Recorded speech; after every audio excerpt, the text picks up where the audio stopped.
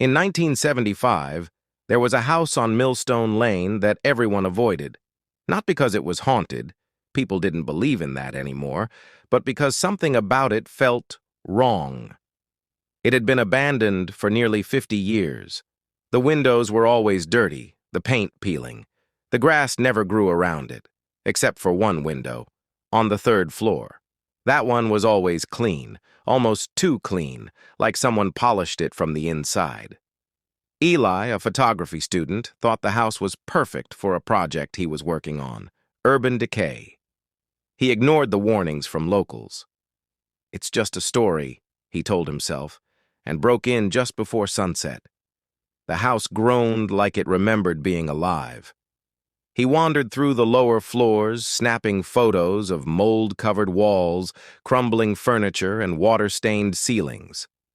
When he made it to the second floor, his camera died. No warning. Full battery, gone.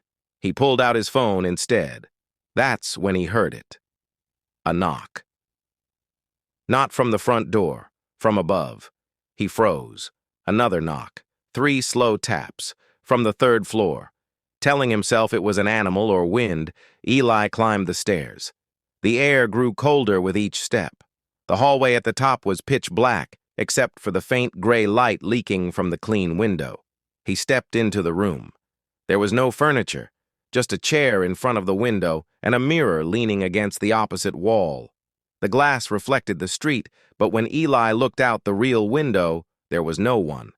Then something moved in the mirror, a figure, thin, tall, standing right behind him.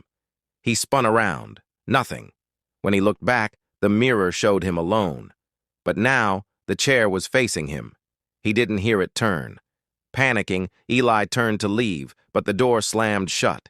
He pulled. It wouldn't budge. Then he heard breathing, not his own. Slow, raspy, and coming from right next to his ear. A voice whispered, "You looked." His phone screen turned on by itself. One notification. Photo saved. The image was of the room. He was standing in front of the mirror, but the thing in the chair was grinning at him. Eli was never found.